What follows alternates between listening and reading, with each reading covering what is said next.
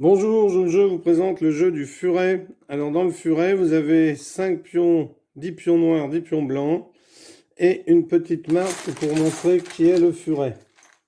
Alors la marque se met en dessous. Hop, donc le joueur choisit son furet.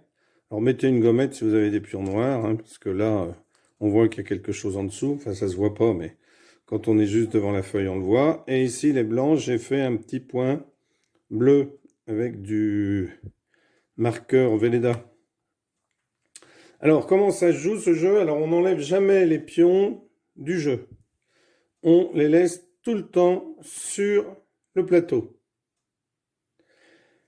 Dans ce jeu, plusieurs déplacements possibles. Soit je glisse d'une case en avant, une case à gauche ou alors une case à droite. Ici, bien entendu, je ne peux pas aller à droite.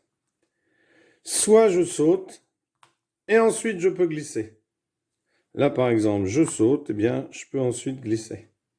Le but du jeu, c'est d'emmener son furet sur la ligne adverse, sur une des lignes adverses. Alors, pour complexifier un peu la tâche, on peut dire sur la dernière ligne. Sinon, eh bien, s'il arrive ici, eh bien, c'est gagné, puisqu'il est sur une des lignes adverses.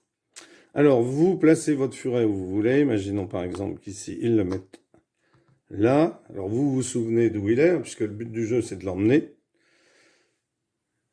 Donc, c'est au joueur blanc de commencer. Et le joueur noir suivra et ensuite on fait une revanche pour que ce ne soit pas tout le temps le même qui commence. C'est comme aux échecs, on fait commencer par les blancs. Alors, c'est à Fifi de commencer. Bien par exemple, il glisserait ici. Donc, le joueur noir voyant un blanc avancer, il ne sait pas où est le furet. Il ne va pas se mettre ici pour que l'autre puisse sauter. Parce que si jamais c'est le furet, ben la partie est déjà gagnée.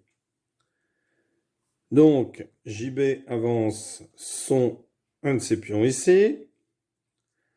Donc ici, hop, Fifi saute et il ressaute dessus. Alors lorsqu'un de vos pions est sur une des deux lignes adverses, il peut soit avancer s'il n'est pas sur la dernière ligne, sinon il ne peut se déplacer que de droite et à gauche.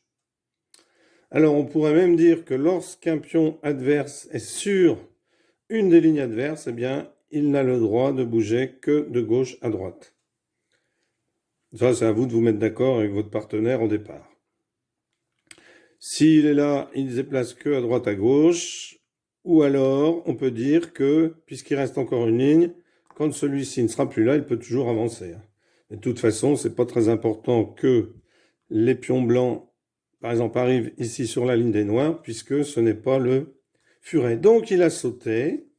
Donc, il peut avancer un de ses pions. Donc, il décide d'avancer celui-ci, puisque c'est son furet, et qu'il voudrait bien gagner. Donc, c'est à JB de jouer. Donc, JB va sauter par-dessus, et il va ensuite glisser. À Fifi, qui saute, et qui saute. Et il décide ensuite de glisser. C'est à JB qui décide de sauter, de sauter, de sauter. Et il décide de glisser. Donc il décide de glisser ici. Donc Fifi décide de sauter, il retourne son pion, c'est le furet, il a réussi à aller sur une ligne adverse avec son furet, il a donc gagné. Voilà, merci d'avoir suivi cette vidéo, à bientôt pour une nouvelle vidéo, au revoir.